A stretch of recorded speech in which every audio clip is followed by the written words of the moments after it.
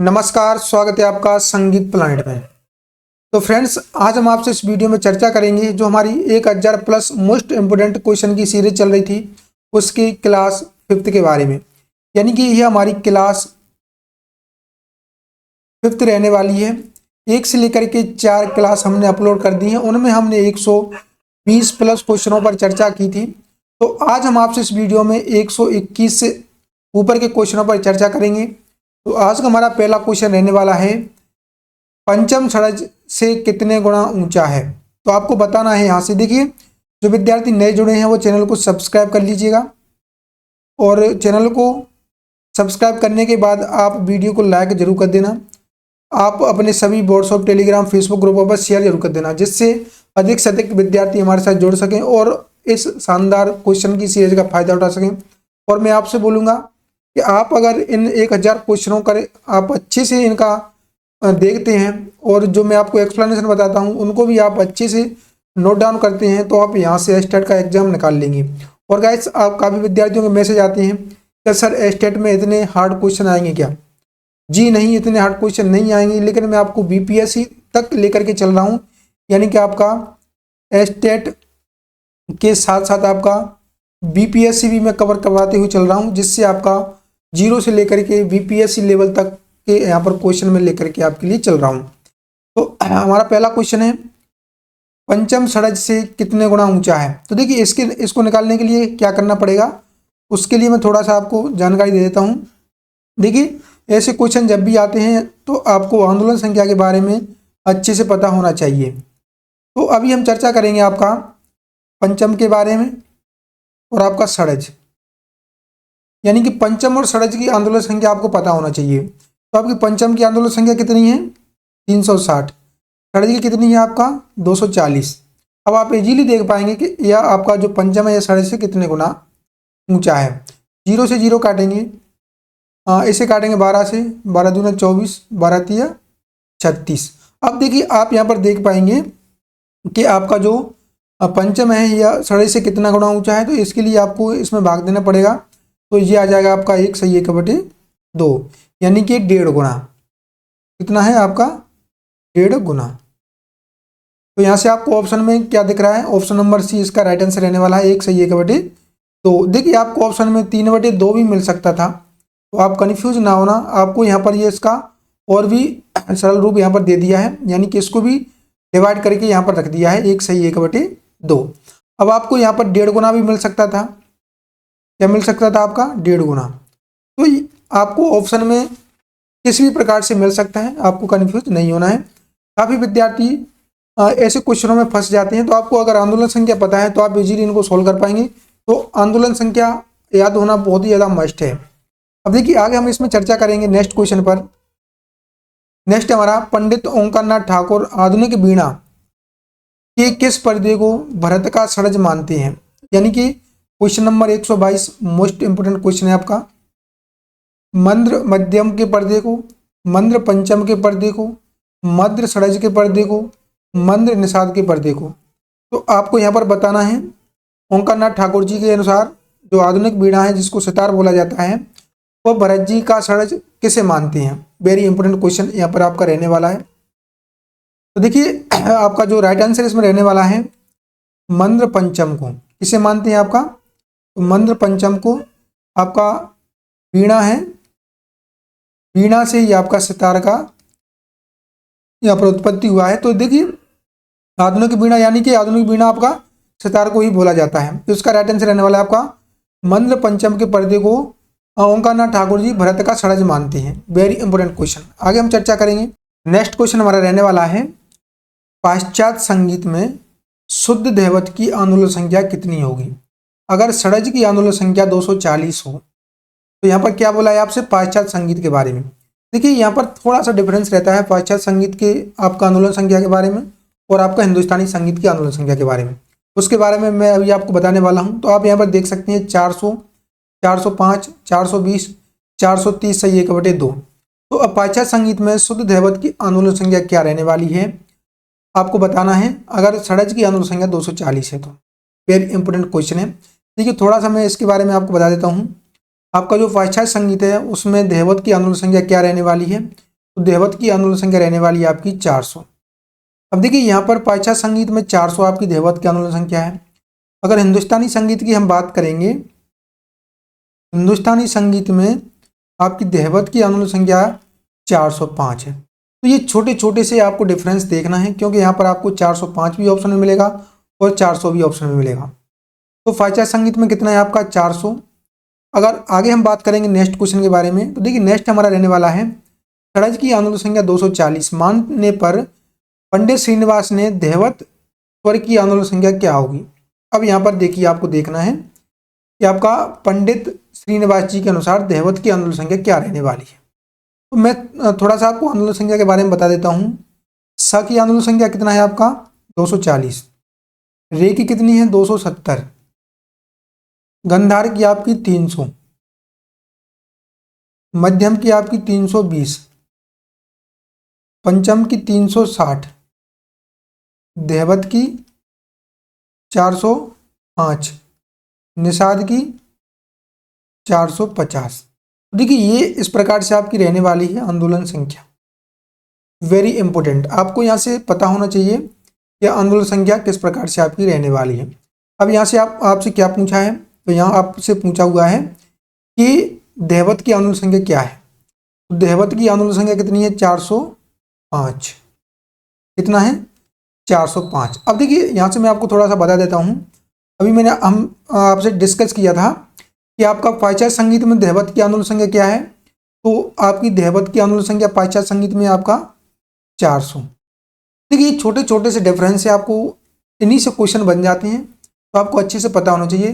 देखिए जो हमारा एस्टेट का कोर्स चल रहा है, काफ़ी विद्यार्थियों को कमेंट आते हैं कि सर एस्टेट का कोर्स किस प्रकार से ज्वाइन करना है। तो देखिए जो हमारा एस्टेट का कोर्स चल रहा है उसमें हमने पाश्चात्य संगीत और हिंदुस्तानी संगीत का आंदोलन संख्या कितना है, तुलनात्मक अध्ययन हमने बताया है कि किस स्वर में कितना अंतर है। तो आपको बिल्कुल एस्टेट का अगर आप कोर्स ज्वाइन करना चाहते हैं तो आप हमारा शिक्षा प्लान का एप्लीकेशन डाउनलोड कर लीजिएगा, तो आप वहाँ से एस्टेट का कोर्स से ज्वाइन हो सकते हैं, क्योंकि वहाँ पर अच्छे से व्यवस्थित क्रम में आपकी तैयारी चल रही है। हर एक आपका जो पेपर फर्स्ट पेपर सेकंड है हर एक लेक्चर का नोट्स मिल रहा है, टेस्ट सीरीज उसमें मिल रही है, और आपको यूनिट वाइज और चैप्टर वाइज टेस्ट वहाँ पर हम प्रोवाइड करवा रहे हैं। तो बहुत ही शानदार तैयारी चल रही है। अब जो विद्यार्थी चाहते हैं कि एस्टेट का कोर्स ज्वाइन करना चाहते हैं तो आप हमारे एप्लीकेशन पर जा करके एस्टेट कोर्स ज्वाइन कर सकते हैं। अब देखिए यहाँ पर हमने देख लिया है आपका, अब यहाँ पर थोड़ा सा हम देख लेते हैं आपका यहाँ पर आपका देखिए क्या रहने वाला है। पंडित श्रीनिवास जी की आंदोलन संख्या के बारे में मैंने आपको बता दिया है, तो इसका राइट आंसर रहने वाला है आपको ऑप्शन नंबर बी 405 आपका आंदोलन रहने वाला है। अब देखिए आगे हम चर्चा करेंगे नेक्स्ट क्वेश्चन पर। संगीत पारिजात के अनुसार अगर हम वीणा की तार को 36 इंच का माने तो मेरू से 15 इंच की दूरी पर कौन सा स्वर होगा। अब देखिए यहां से आपको देखना है संगीत पारिजात यानी कि अहोबल जी के अनुसार मध्यम, देहवत, तारसा या फिर गंधार। देखिए जो आपका संगीत पारिजात हैं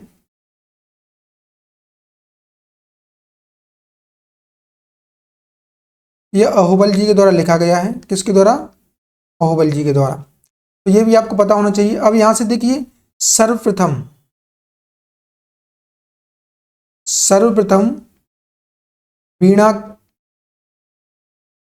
वीणा के तार पर स्वर की स्थापना की थी। तो सर्वप्रथम यहाँ पर आपका अहोबल जी ने वीणा के तार पर स्वर की स्थापना की थी, यानी कि उन्होंने बताया था कि कितनी इंची पर कितना स्वर, कौन सा स्वर आपका रहता है। तो देखिए आपको यहाँ पर देखना है कि आपका संगीत पारिजात के अनुसार हम वीणा के तार को 36 इंच का मानते हैं, तो मेरू से 15 इंची पर आपका कौन सा स्वर यहाँ पर रहने वाला है। तो देखिए कौन सा रहने वाला है आपका देहवत। अब इसके लिए मैं थोड़ा सा आपको यहाँ पर बता देता हूँ। अगर आपसे ऐसे पूछ लिया जाता है कि आपका मेरू से देहवत की, यानी कि मेरू से देहवत की कितनी दूरी है, यानी कि मेरू से देहवत कितने इंच पर है, कितने इंच पर है, इस प्रकार के क्वेश्चन भी आपसे पूछे जा सकते हैं। तो देखिए ऐसे क्वेश्चनों के लिए आपको क्या करना है, ऐसे क्वेश्चनों को निकालने के लिए आपको आंदोलन संख्या पता होना चाहिए। अब देखिए आंदोलन संख्या पता होना चाहिए तो किस प्रकार से निकाला जाएगा। यहाँ पर देखिए आपका जो षडज है, षडज से आपका स्वर निकाले जाते हैं। षडज से आपका दैवत की दूरी निकालना है। देखिए दैवत की दूरी निकालना है तो किस प्रकार से निकालेंगे हम। सबसे पहले षडज की आंदोलन संख्या लिखेंगे 240, या मैं आपको गणितीय सूत्र बता रहा हूँ बिल्कुल शॉर्ट, यानी कि आप यहाँ से इजीली निकाल पाएंगे। आपका हर एक एग्जाम में क्वेश्चन एक पूछा जाता है। और उसके बाद हम बात करेंगे दैवत की आंदोलन संख्या के बारे में। दैवत की आंदोलन संख्या 400। अब देखिए यहाँ से हम इसे निकालेंगे कितना, आपका 36 पर। इस पर निकालेंगे तो आपका यहाँ पर रहने वाला है 36। कितना रहने वाला है आपका 36। देखिए 36 क्या है आपका इंची, या पूरे तार की लंबाई है। तो जब आप इसे काटेंगे तो आप इसे काटा पीटी करेंगे तो यहाँ से आपका क्या रहने वाला है 240 का 0 कट गया, 36 बटे में आपका 40। देखिए आप इसे काटेंगे तो 4 नाम 36, 4 देंगे 40, 2 से काटेंगे 5 बार, 12 बार, 12 नम्मा 108, 5 बार, 5 दूनी 10। कितना बचा आपका बिल्कुल 0। तो 5 का 8 में 5 एकन 5, 3, 5 छक्का आपका 30। देखिए ये रहने वाला है आपका 21.6। अब देखिए 21.6 आपका क्या रहने वाला है गुड़ज से, यानी कि षडज आपका गुड़ज रहता है। क्या रहता है आपका गुड़ज। अब ये गुड़ज से आपकी दूरी आ गई 21.6। अगर हमें इसे मेरू से निकालना है, इसमें क्या बोला है आपका मेरू से, तो आपको यहाँ पर आई है 21, इसको 36 से माइनस कर देंगे। 36 माइनस के 21.6 तो आपका लगभग आएगा यहाँ पर 15। तो देखिए आपका जो पॉइंटों में आएगा उसको हम नहीं लेंगे। क्यों नहीं लेंगे, क्योंकि आपका आंदोलन संख्या अलग अलग ग्रंथकारों ने अलग अलग माना है। तो जो सबसे समीप होगा आपका यहाँ पर लगभग 15 आएगा, तो इसका जो आंसर रहने वाला है आपका 15। तो इस प्रकार से आप गणितीय मेथड से निकाल सकते हैं। अगर आपको आंदोलन संख्या पता है तो आप इजीली सोल्व कर पाएंगे कि वीणा के तार पर किस प्रकार से स्वरों को रखा जाता है। ठीक है, तो आगे हम बात करेंगे नेक्स्ट, किसी भी स्वर की आप आंदोलन आप जो स्थिति है उसको देख पाएंगे। आगे हम बात करेंगे नेक्स्ट, पंडित अव्वल ने तार षडज तथा मेरू के मध्य में किस स्वर को स्थापित किया है, मध्यम, पंचम, दैवत या फिर निषाद। तो देखिए आपको यहाँ पर देखना है, पंडित अव्वल जी ने तार षडज तथा मेरू के मध्य में किस स्वर को स्थापित किया है। तो ये आपको देखना है, इसका राइट आंसर क्या रहने वाला है कमेंट करके आपको बताना है।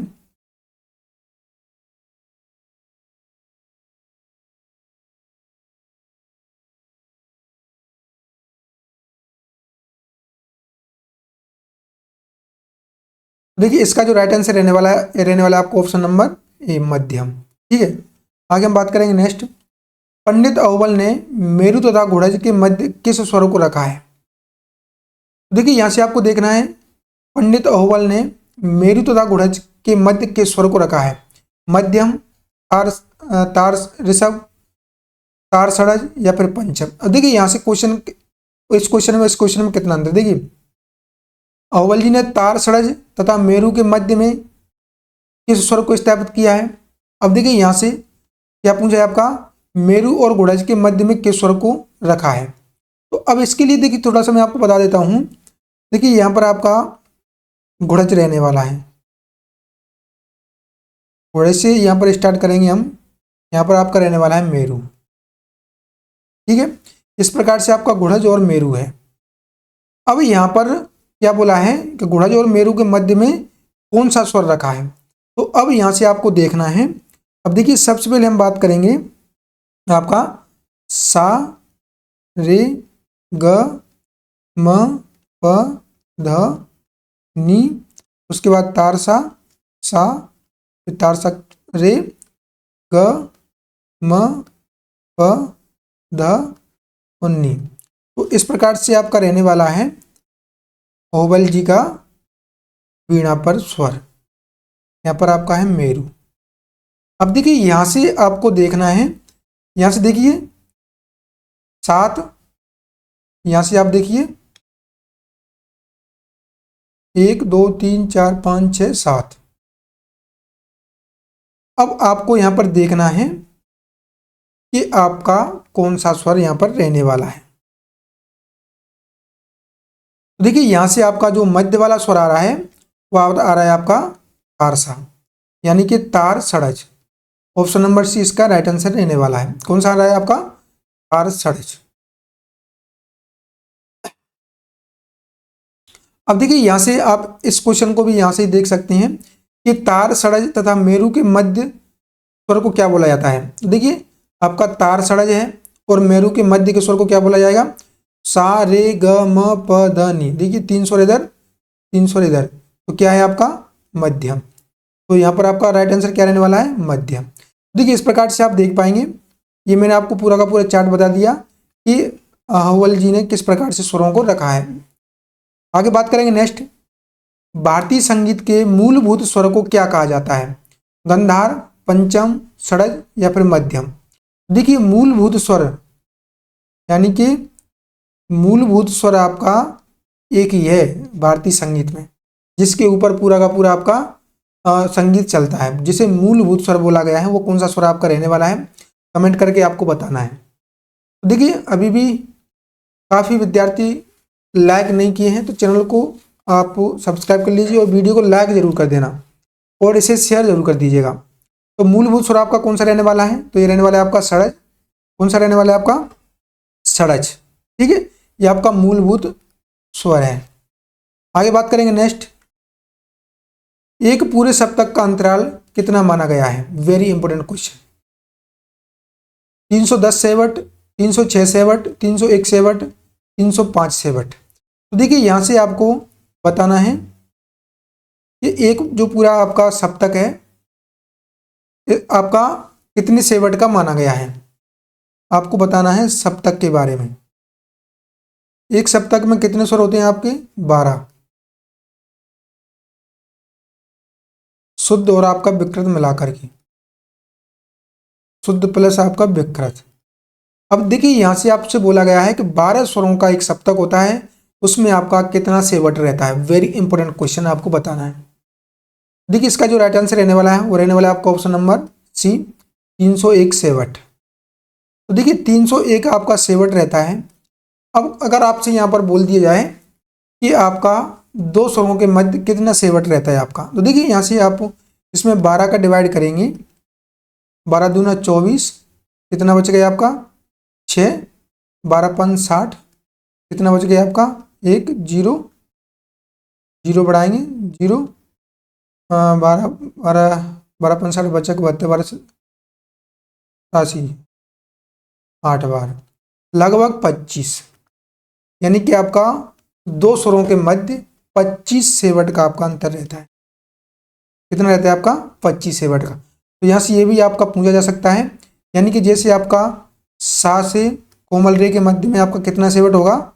25.08। इस प्रकार से चलता रहेगा, तो आप लगभग 25 सेवट मान के चल सकते हैं। तो इस प्रकार से भी आपका पूछा जा सकता है। तो आपको पता होना चाहिए कि एक सप्तक में आपका 301 सेवट रहता है। ठीक है, आगे हम बात करेंगे। नेक्स्ट क्वेश्चन है, एक सप्तक को कितने सेंट में बांटा गया है? देखिए अभी हमने आपसे चर्चा की थी सेवट के बारे में, अभी यहाँ पर चर्चा हो रही है आपका सेंट के बारे में। देखिए सेंट सेवट के बारे में आपको पता होना चाहिए। तो सेंट क्या रहने वाला है? 500, 1000, 900 या फिर 1200। तो कितना आपका सेंट यहाँ पर रहने वाला है, आपको कमेंट करके बताना है।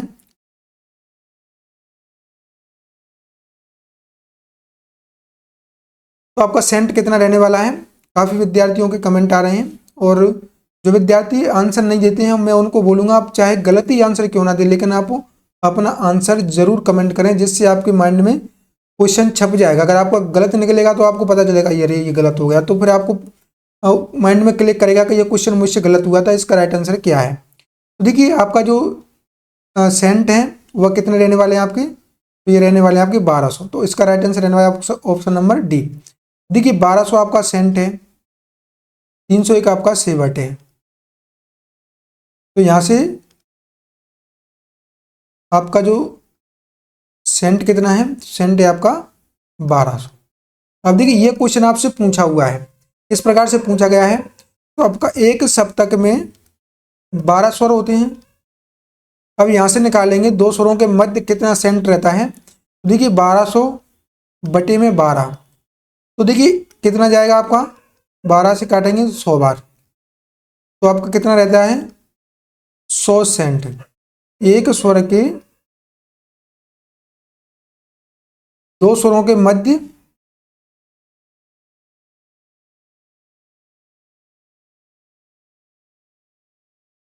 मध्य आपका सेंट। तो ये आपको पता होना चाहिए कि दो स्वरों के मध्य सेंट कितना रहता है आपका, तो 100 सेंट रहता है। ठीक है, इस प्रकार से आप देख पाएंगे इजीली। अगर आप यहाँ से 100 को भूल जाते हैं तो आपको ये पता होना चाहिए कि एक सप्तक में 1200 सेंट रहते हैं। आप 12 से डिवाइड करेंगे तो आपका यहाँ से 100 सेंट आ जाएगा। आगे बात करेंगे नेक्स्ट क्वेश्चन पर। सेंट पद्धति का जनक किसे माना जाता है? आचार्य बृहस्पति, एलिस, सेवर्ट या फिर जैक्सन। तो सेंट पद्धति का जनक किसे माना जाता है आपको कमेंट करके बताना है। Very important question. तो जी आपका जो सेंट पद्धति है इसका जो जनक है एलिस को माना जाता है। किसे माना जाता है? एलिस को। वेरी इंपॉर्टेंट क्वेश्चन, तो आपको पता होना चाहिए। आगे हम बात करेंगे पंडित सारंगदेव के अनुसार जहां मूर्छनाएं स्वतंत्र रूप से विचरण कर सके ऐसा स्वर समूह क्या कहलाता है? सप्तक, जाति, मूर्छना या फिर ग्राम। तो आपको यहाँ पर देखना है पंडित सारंगदेव जी के अनुसार मूर्छना स्वतंत्र रूप से किस स्वर समूह में विचरण करती हैं। Very important. देखिए आपको यहाँ पर लिख लेना है मूर्छना। देखिए इसका राइट आंसर आपको कमेंट करना है।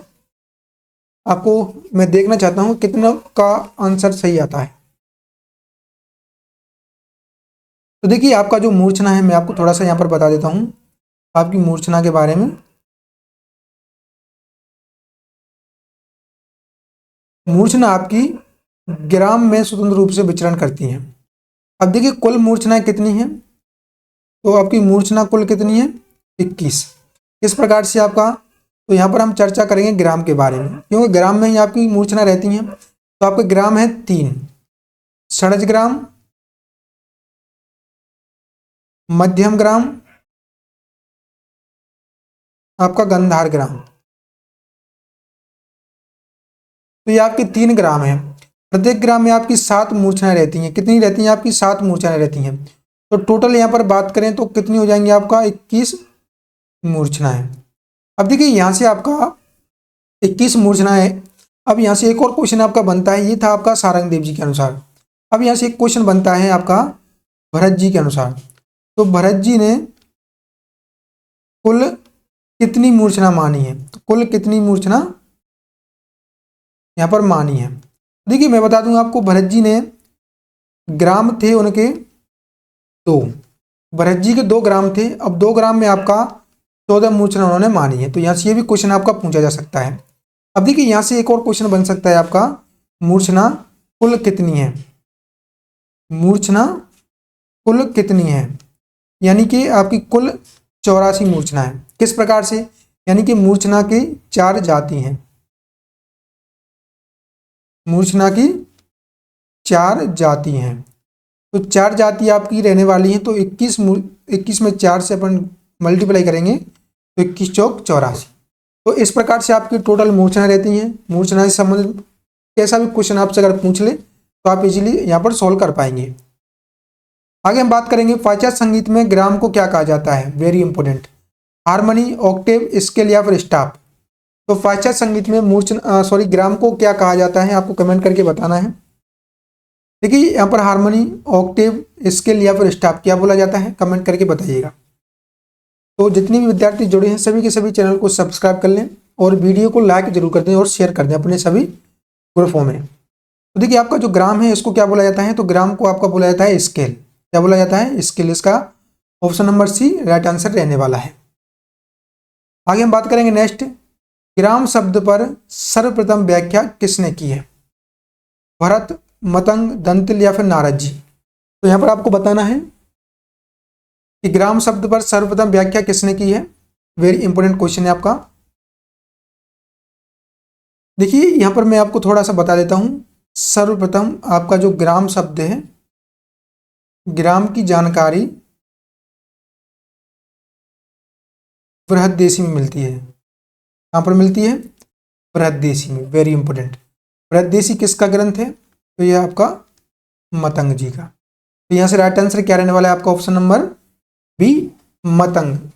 ग्राम शब्द सर्वप्रथम मतंग जी ने इसकी व्याख्या की थी। कहाँ पर की थी? बृहदेशी में। अब देखिए बृहदेशी में और क्या क्या की आपकी जानकारी मिलती है। देखिए आपका जो राग शब्द है यह सर्वप्रथम मिलता है। आपका स्वर शब्द सर्वप्रथम मिलता है। और एक और आपका जो स्वर है इसका संक्षिप्त रूप सर्वप्रथम मिलता है।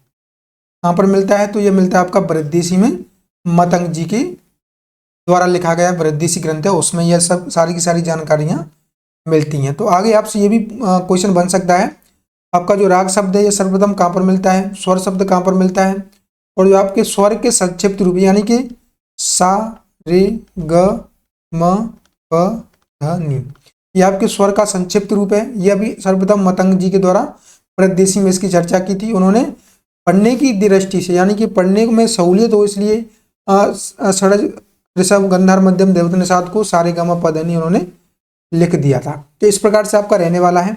आगे हम बात करेंगे नेक्स्ट, महर्षि भरत ने कितने ग्रामों का वर्णन किया है? 3, 2, 1 या फिर 4? तो अभी मैं इस पर डिस्कस कर चुका हूं आपसे। भरत जी के द्वारा कितने ग्रामों की जानकारी मिलती है? तो ये मिलती है आपकी 2 ग्रामों की। 2 ग्राम कौन कौन से? आपका षड्ज ग्राम और आपका मध्यम ग्राम।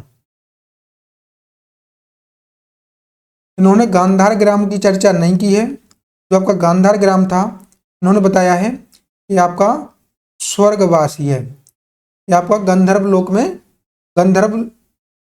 में आपका स्वर्ग में ही यह विचरण करता है। तो उन्होंने सिर्फ 2 ग्रामों की चर्चा की है, षड्ज ग्राम और आपका मध्यम ग्राम। इसके बारे में उन्होंने चर्चा नहीं की है। तो यहाँ से आपका रहने वाला है 2 ग्राम। आगे बात करेंगे, प्रत्येक ग्राम में कितनी श्रुतियां होती हैं? Very important. तो देखिए 22, 66, 40 या फिर 12, तो प्रत्येक ग्राम में कितनी श्रुतियां रहती हैं आपको कमेंट करके बताना है। देखिए आपका ग्राम कितना है? 3। तो यहाँ से आपको बताना है प्रत्येक ग्राम में कुल कितनी श्रुतियां रहती हैं। तो आपकी 22 श्रुतियां रहती हैं। देखिए श्रुतियों की संख्या आपसे अगर ग्राम पूछ ले जाए या फिर आपसे सप्तक पूछ ली जाए, यानी कि तार सप्तक, मध्य और मंद्र सप्तक, सभी में आपकी श्रुतियां समान रहती है, 22 श्रुतियां। ठीक है, तो यहाँ पर आपका ग्राम में कितनी श्रुतियां रहती हैं? तो आपकी 22 श्रुतियां। Very important. आगे हम बात करेंगे नेक्स्ट, षड्ज ग्राम में ऋषभ की कितनी श्रुति थी? आपका जो षड्ज ग्राम है उसमें ऋषभ की कितनी श्रुति थी? 4, 2, 3 या फिर 5? अब देखिए इसके लिए आपको एक श्लोक पता होना चाहिए, तो आप इजीली ऐसे क्वेश्चनों को सोल्व कर पाएंगे। या फिर आपको ग्राम का जो फॉर्मूला रहता है, जो श्रुतियांतर का फॉर्मूला रहता है, उसको अभी आपको पता होना चाहिए। अगर दोनों में से किसी एक के बारे में अगर आपको पता है तो आप इजीली यहाँ से ऐसे क्वेश्चनों को सोल्व कर पाएंगे। अब देखिए मैं आपको बता देता हूँ, जो आपका श्लोक है उसके बारे में, चतुश्च षड्ज मध्यम पंचमा, षड्ज मध्यम पंचमा की 4 श्रुति, 2 निषाद गांधारो, निषाद गांधार की आपकी 2 श्रुति, तीसरी ऋषभ देहवत की 3 श्रुति। तो ये आपका श्लोक है, चतुश्च षड्ज मध्यम पंचमा, 2 निषाद गांधारो, तीसरी ऋषभ देहवतो। इससे आप इजीली देख पाएंगे कि किस स्वर की कितनी श्रुतियां हैं। या फिर आपको यहाँ पर आपका जो षड्ज ग्राम है इसका श्रुतियांतर का जो फॉर्मूला है यानी कि सूत्र है उसका पता होना चाहिए। देखिए आपका 4, 3, 2, 4, 4, 3, 2 ये आपका रहने वाला है। अब देखिए सा रे ग म प ध नि, तो इससे भी आप इजीली सॉल्व कर पाएंगे। अब आपसे यहाँ पर पूछा है ऋषभ की श्रुति कितनी है। देखिए ऋषभ की कितनी श्रुति है? 3। तो यहाँ पर ऋषभ की श्रुति कितनी है?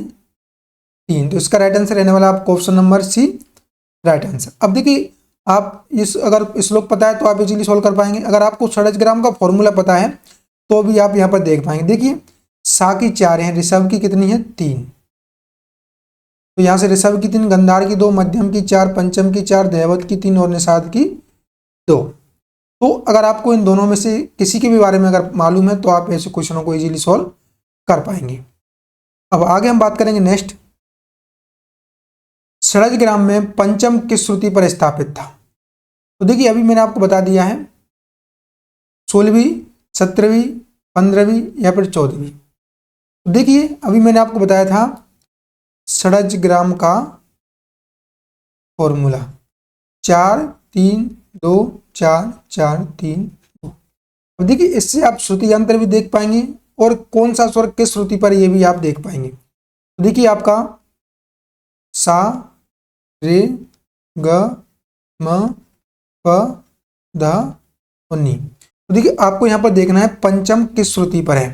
तो देखिए आपका जो सा है ये आपका रहने वाला है चौथी श्रुति पर। तो रे, अब देखिए 4 3 7, ग आपका 7 जोड़ेंगे, देखिए यहाँ से स आपका चौथी श्रुति। ये हम बात कर रहे हैं प्राचीन काल के अनुसार।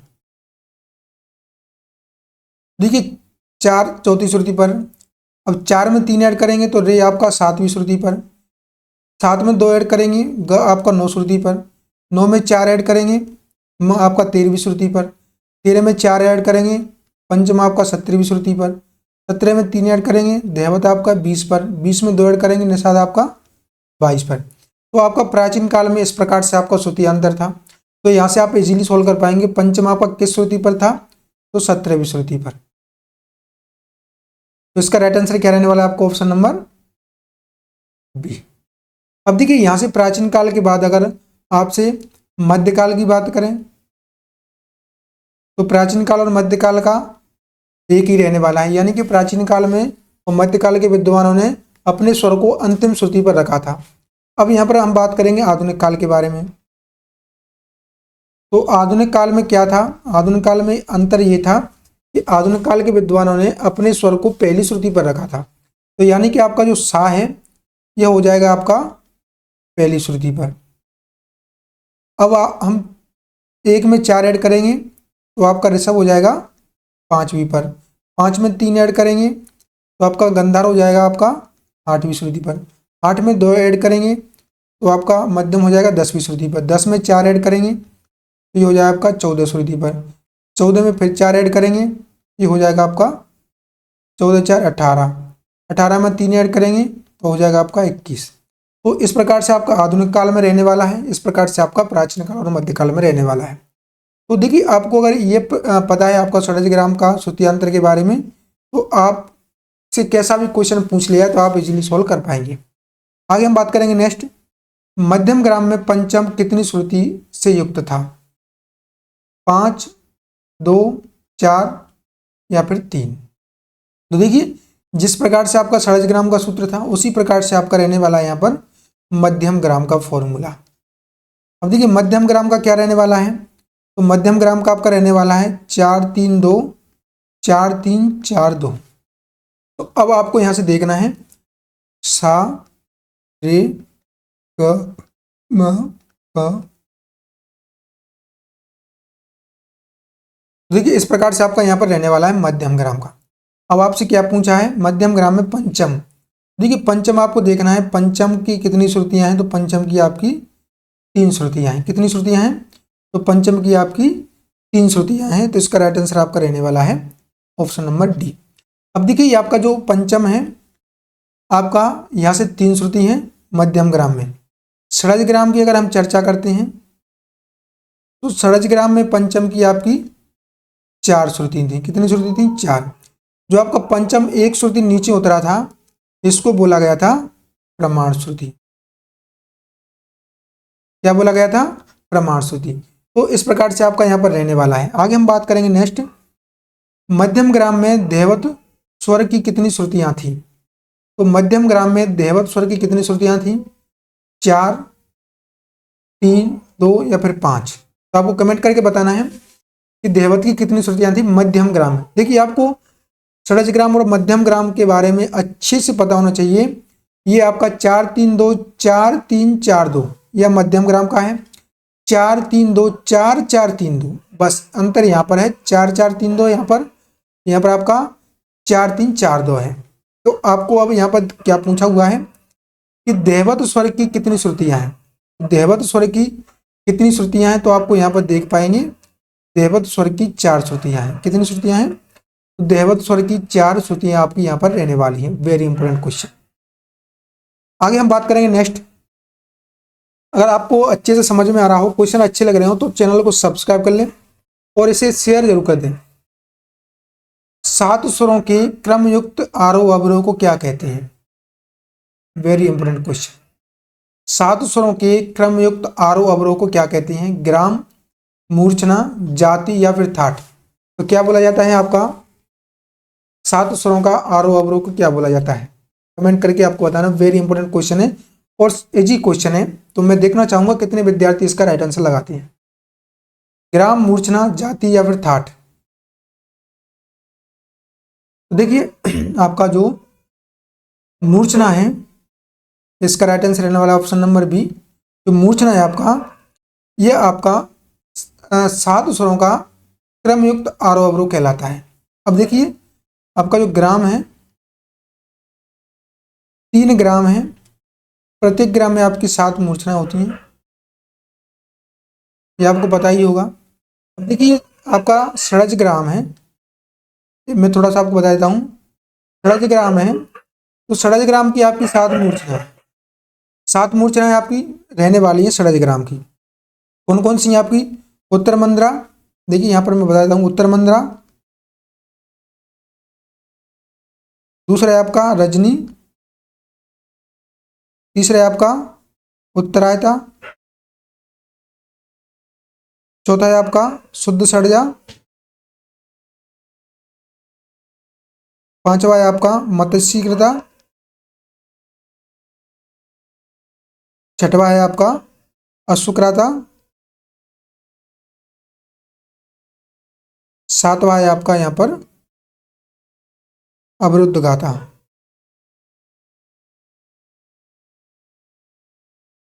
तो इस प्रकार से आपका रहने वाला है टोटल 7 मूर्छनाएं। अब देखिए यहाँ से आपसे क्या पूछा हुआ है यहाँ पर, तो 7 स्वरों का आपका आरोह अवरोह।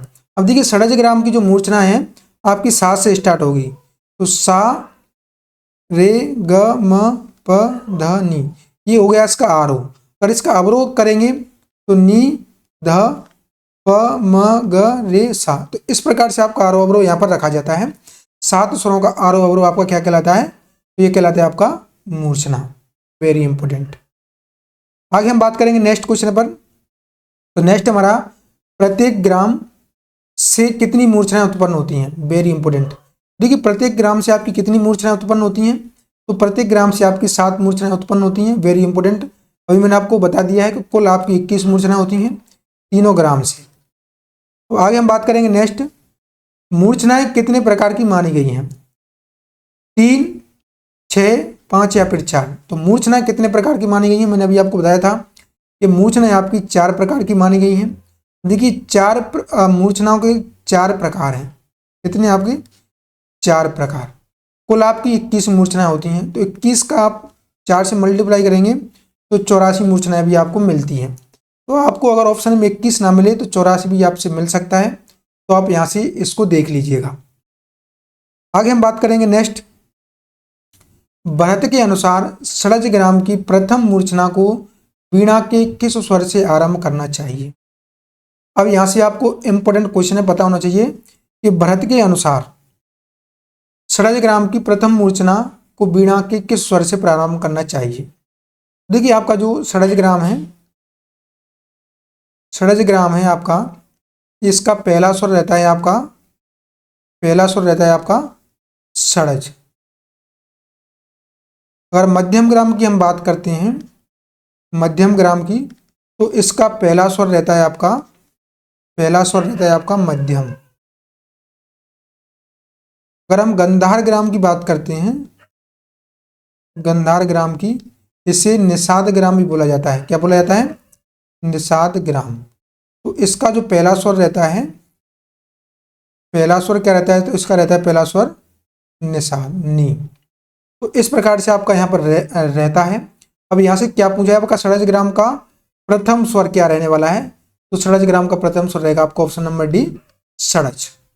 ठीक है।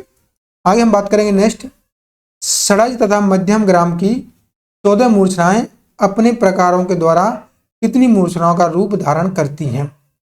अब देखिए ये चर्चा हो रही है आपकी भरत जी के, तो भरत जी के 2 ग्राम थे, दो भरत जी के अनुसार, तो उन्होंने मूर्छनाएं मानी थी 14। अब यहाँ से उनसे बोला गया है कि 14 मूर्छनाएं के कुल कितने प्रकारों के आधार पर रूप धारण कर सकती हैं। देखिए 4 प्रकार हैं आपके, तो 4 से जब मल्टीप्लाई करेंगे 4 चौक 16 की 1, 4 1 5, तो कितनी हो जाएगी 56 प्रकार आपके रहने वाले हैं। यानी कि मूर्छना आपकी 56 बन जाएंगी 14 मूर्छनाओं से। Very important question. आगे हम बात करेंगे नेक्स्ट, मध्यम ग्राम की पहली मूर्छना कौन सी है। तो मध्यम ग्राम की पहली मूर्छना कौन सी रहने वाली है आपको बताना है। कौरवी, शुद्ध साड़जी, अणास्वा, सौबीरी। तो आपको बताना है आपका मध्यम ग्राम की पहली मूर्छना क्या रहने वाली है। देखिए मध्यम ग्राम की आपकी जो पहली मूर्छना रहने वाली है वो रहने वाली है आपकी सौबीरी। ऑप्शन नंबर डी इसका राइट आंसर आपका रहने वाला है। मध्यम ग्राम आपका मध्यम स्वर से स्टार्ट होगा, ये मैंने आपको बता दिया है। हर एक ग्राम में आपकी 7 मूर्छनाएं रहने वाली हैं। तो आगे हम बात करेंगे नेक्स्ट, आधुनिक बिलावल ठाट के स्वर किस मूर्छना के स्वरों से मिलते हैं। अवरुद्ध गाथा, उत्तरायता, रजनी या फिर अश्वक्रांता। तो देखिए मैं आपको थोड़ा सा बता देता हूँ मूर्छनाओं के बारे में। षडज ग्राम की मूर्छना, तो षडज ग्राम की मूर्छना है, पहली मूर्छना है आपकी उत्तर मंद्रा। आप इसे नोट डाउन जरूर कर लीजिएगा, आपके एग्जाम के दृष्टिकोण से बहुत ज़्यादा महत्वपूर्ण रहने वाला है। दूसरा है आपका रजनी, तीसरा है आपका उत्तरायता, चौथा यहाँ पर रहने वाला है आपका शुद्ध षडजा। ठीक है, ये आपकी इस प्रकार से रहने वाली है। आगे मदस्यकृता, सुकृता, अवरुद्ध गाथा, इस प्रकार से आपकी टोटल 7 मूर्छना है। अब यहाँ से आपसे पूछा हुआ है कि बिलावल राग के स्वर किस मूर्छना के स्वरों से मिलते जुलते हैं। देखिए आपको यहाँ पर ठाट के बारे में देखना है। देखिए बिलावल ठाट और बिलावल राग के स्वर सेम है। देखिए आपका जो उत्तर मंद्रा है ये आपका काफी ठाट के समान है। किसके समान है आपका? काफी ठाट के समान। रजनी आपकी यह बिलावल ठाट के समान है। किसके समान है आपका? बिलावल ठाट के समान। तो आपका उत्तरायता है यह कोई ठाट मतलब किसी भी ठाट के समान नहीं है, कोई ठाट इसका नहीं है। अब शुद्ध षडजा आपका आसावरी ठाट के समान। तो देखिए ये आपका किस प्रकार से इनके समान है, किस प्रकार से स्वरों की यहाँ पर देखा जाता है, इसके बारे में कंप्लीट हम चर्चा कर रहे हैं आपका कोर्स में। जो हमारा एस्टर का कोर्स चल रहा है उसमें कंप्लीट हम आपको बताएंगे कि मूर्छनाओं से किस प्रकार से ठाटों की तुलना होती है, किस प्रकार से उनके स्वर मिलते जुलते हैं। तो देखिए यहाँ पर बताना पॉसिबल नहीं हो पाएगा, इसलिए मैं आपको डायरेक्टली यहाँ पर बता रहा हूँ। आप कोर्स ज्वाइन कर सकते हैं जो विद्यार्थी एस्टेट की तैयारी कर रहे हैं, जिन्होंने अभी भी कोर्स कहीं पर भी ज्वाइन नहीं किया और उन्हें लगता है कि हमें कोर्स ज्वाइन करना बहुत ज़्यादा ज़रूरी है, तो आप हमारे साथ जुड़ करके कोर्स ज्वाइन कर सकते हैं। शिक्षा प्लान के एप्लीकेशन पर आप इसे डाउनलोड कर लीजिएगा, वहाँ पर आपको सारी की सारी जानकारियाँ मिल जाएंगी। तो देखिए यहाँ से क्या बोला है आपसे, आधुनिक बिलावल राग किस मूर्छना के समान है। तो बिलावल आपका रहने वाला है रजनी मूर्छना के समान। किसके समान आपका? रजनी। तो ऑप्शन नंबर सी इसका राइट आंसर यहाँ पर रहने वाला है। आगे हम बात करेंगे नेक्स्ट, उत्तर मंद्रा नामक मूर्छना के स्वर आधुनिक समय के किस राग से मिलते जुलते हैं, यानी कि किस राग के सादृश्य आपके रहने वाले हैं। बिलावल, काफी, पूर्वी या फिर आपका तोड़ी। तो देखिए आपको बताना है आपको उत्तर मंद्रा नामक मूर्छना किस स्वर आधुनिक समय के किस राग से मिलती जुलती है। तो देखिए मैं अभी आपको यहाँ पर बता रहा था कि आपकी उत्तर मंद्रा मिलती है आपकी काफी से, रजनी मिलती है आपकी बिलावल से, उत्तरायता मिलती है आपकी कोई ठाट नहीं। देखिए यहाँ से आपका थोड़ा सा कन्फ्यूजन आपको बनेगा कि जो उत्तर मंद्रा मूर्छना है यह आधुनिक समय की किस राग से मिलती जुलती है। देखिए इसके लिए आपका अगर देखा जाए तो देखिए यहाँ पर आपका कोई ठाट इसके समान नहीं रखा गया है, तो आपके लिए यहाँ पर ऑप्शन नंबर हो सकता है कोई नहीं। क्या हो सकता है आपका? कोई नहीं, कोई नहीं। ठीक है, आगे हम बात करेंगे नेक्स्ट, षडज ग्राम की 7वीं मूर्छना का क्या नाम है। Very important. षड्ज की 7वीं मूर्छना का नाम क्या है? देखिए इसके बारे में आपसे मैं अभी चर्चा कर चुका हूँ। षड्ज की 7वीं मूर्छना क्या रहने वाली है? तो ये रहने वाली है आपकी अवरुद्ध गाथा। क्या रहने वाली है आपकी? अवरुद्ध गाथा। ठीक है, इस पर हम अभी कंप्लीट चर्चा यहाँ पर कर चुके हैं आपकी मूर्छनाओं के बारे में। तो आपकी 7वीं मूर्छना कौन सी रहने वाली है? अवरुद्ध गाथा षड्ज की। ठीक है, तो आगे हम बात करेंगे नेक्स्ट हमारा रहने वाला है षड्ज की पहली मूर्छना कौन सी है? तो षड्ज की पहली मूर्छना कौन सी? हर्णस्वा, उत्तर मंद्रा, उत्तरायता या फिर कलोपनाथा। तो आपका यहाँ पर राइट आंसर क्या रहने वाला है? तो इसके बारे में अभी आपसे बता चुका हूँ, उत्तर मंद्रा। क्या रहने वाला है इसका राइट आंसर? उत्तर मंद्रा। देखिए इस प्रकार से आज के हमारे 30 क्वेश्चन थे। आशा करता हूँ आपको यह सेशन बहुत ही ज़्यादा अच्छा लगा होगा। आपको कमेंट करके बताना है कि आपका आउट ऑफ 30 कितना स्कोर बना है, आपके कितने नंबर सही निकले हैं। देखिए आपकी जो तैयारी चल रही है स्टेट के साथ साथ बीपीएससी की भी तैयारी चल रही है, क्योंकि अभी आपसे इसी प्रकार के क्वेश्चन पूछे जाएंगे और आपका कंपटीशन आसान नहीं रहने वाला है। आप सभी को पता ही था कि जब आपका 2 महीने का समय मिला था, 2 महीने का समय मिला था एग्जाम में, तो कितना कट ऑफ हाई गया था। अभी आपको 7 से 8 महीने का समय मिला हुआ है, तो आपको पता है कितना टफ आपको कंपटीशन रहने वाला है। तो इसी प्रकार के क्वेश्चन आपको करने हैं, क्योंकि आपसे अगर इसी प्रकार के क्वेश्चन बनेंगे तभी आप औरों से आगे निकल पाएंगे। इसलिए मैं आपके लिए टफ क्वेश्चन लेकर के आ रहा हूँ, और बिल्कुल टफ भी हैं और इजी भी हैं। यानी कि आपका 0 से लेकर के बीपीएससी की तैयारी आपकी चल रही है, तो आप अच्छे से क्वेश्चनों को एंजॉय कीजिए और अच्छे से आप नोट डाउन जरूर करते हुए चलिए, जिससे आप आगे इनको रिवाइज कर सकें। क्योंकि आप एक बार देखेंगे तो भूल जाएंगे, अगर आप नोट कर लेंगे तो आप बार बार इनका रिवीजन कर सकते हैं।